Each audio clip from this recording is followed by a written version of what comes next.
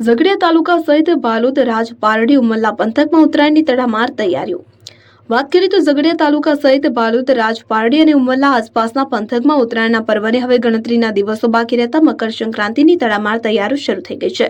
પતંગ રસિયાઓએ જે પર્વની કાગડોળે રાહ જુએ છે તેવા ઉત્તરાયણને લઈ હવે શહેરી વિસ્તારો સહિત ગ્રામ્ય વિસ્તારોમાં ઉત્સાહ અને આનંદનો માહોલ જોવા મળી રહ્યો છે। મકર સંક્રાંતિ પર્વ નજીક આવતા પતંગ ફેરિયાઓની હાટડીઓ ઠેર ઠેર લાગી ગઈ છે।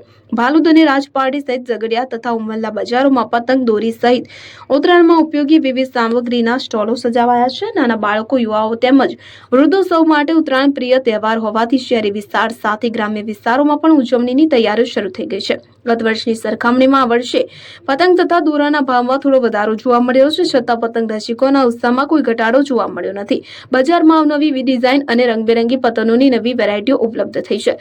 સાથે જ દોરી, માંજો, બ્યુગલ, ચશ્મા, ટોપી સહિત મનોરંજન પૂરી પાડતી વિવિધ ચીજવસ્તુઓની ભરપૂર જમાવટ જોવા મળી રહી છે। ઉત્તરાયણને હવે માત્ર 3 દિવસનો સમય બાકી રહેતા વેપારીઓ દ્વારા વિવિધ પ્રકારની પતંગો તેમજ અલગ અલગ રંગોની દોરી બજારમાં વેચાણ માટે મૂકવામાં આવી છે।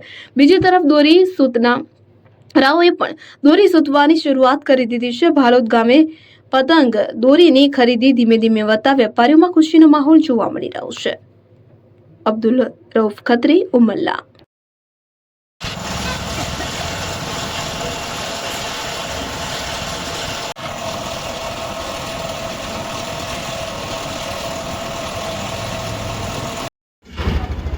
ઘરાકી થઈ